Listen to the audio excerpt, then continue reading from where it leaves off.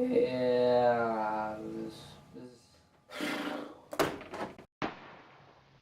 all this acceleration and distance and stuff, I just don't understand it. V equals VO9 S squared to the T. Hey, that has to man, be Drew, it. That Drew, has Drew, to be. Drew, that sounds a lot wrong, man. Just keep it simple. Oh, it's so good. Yo, son, basic. Physics is easy. You just gotta manipulate the formula. I don't understand what you mean. Here, let me show you. How? Kinematics is the study of straight line motion. In kinematics, we use several formulas derived from the formula v bar equals delta x over t. In simpler terms, this means average velocity is equal to the distance traveled over the time it took to travel that distance. First strike.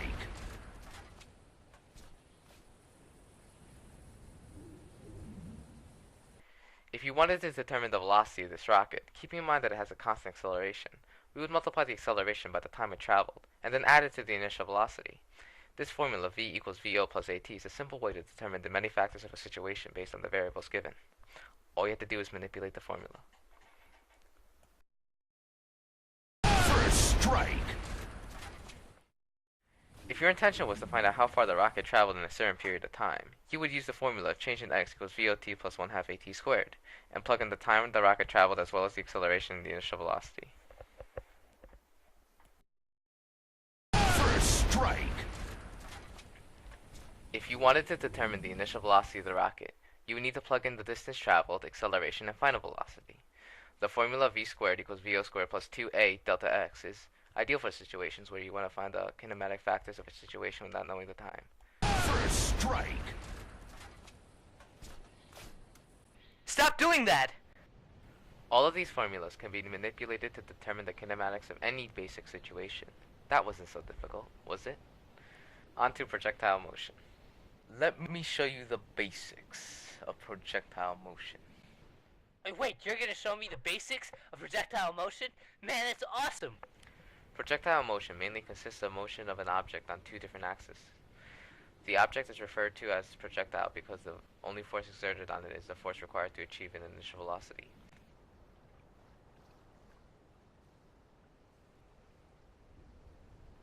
Killing spree.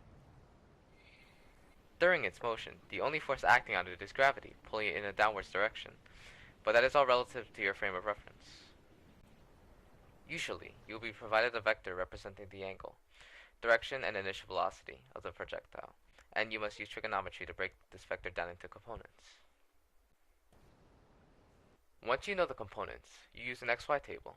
On this table, you separate your givens on both axes and use the kinematic formulas in order to solve for what you need to know. Killing spree. An important thing to look for in projectile motion is whether or not the initial height of the object is equal to the height of the object at the end of the motion. Now, we are going to talk about basic forces. What do you mean?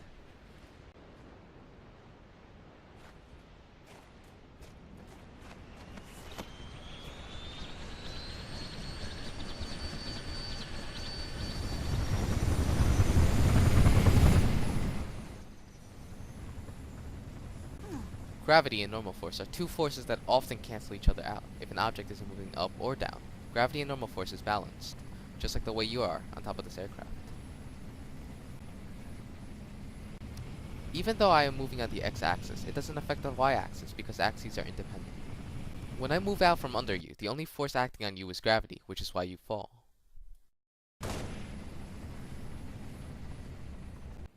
Now, let's talk about friction.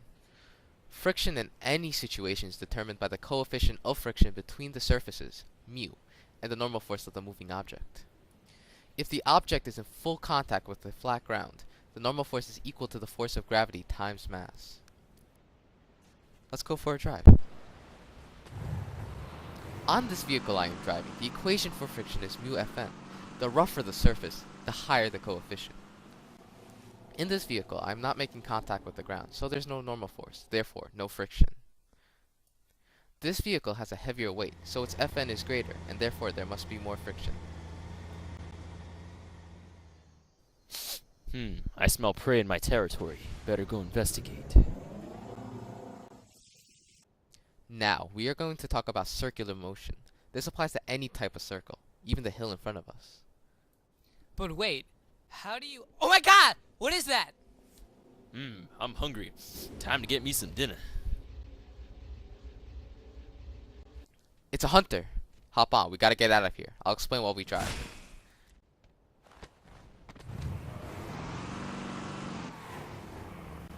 On this hill, the forces acting on us are gravity pulling us downward, and the normal force being exerted by the hill.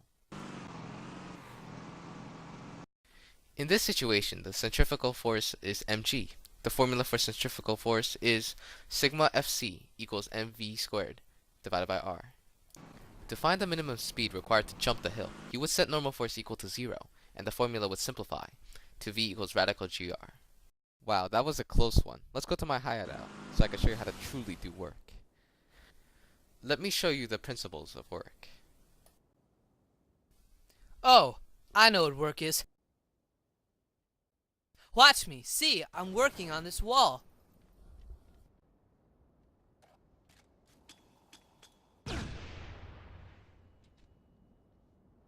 Stop before you hurt yourself. A motion is only considered work if the object you work on moves parallel to the direction of your force.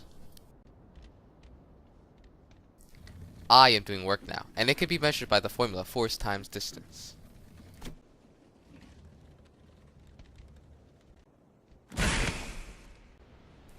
The last thing we will talk about is energy, both potential and kinetic. My mom says I'm full of potential. That's cute, but in physics, potential energy relates to height, and is calculated by the formula mgh. Observe.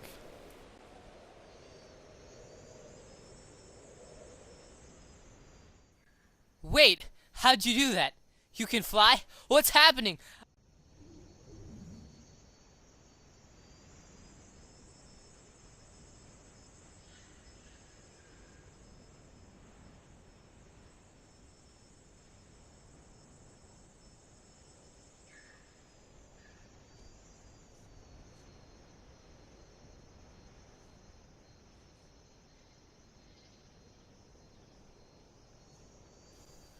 Up here, you have much potential, since you aren't moving and you have no kinetic energy.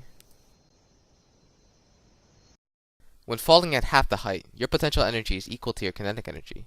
Kinetic energy is represented by the formula 1/2 mv squared. Right before you hit the ground, you had the most kinetic energy and no potential energy. These energy shifts come about as a result of conservation of energy, and don't worry, it's a video game. You will survive.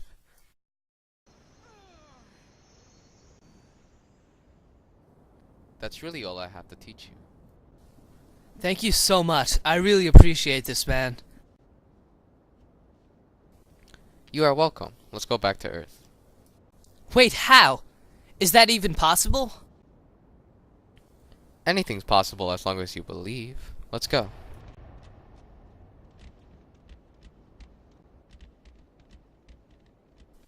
See you back on Earth. Wait, where'd you go? Don't leave me! No! I hope this works!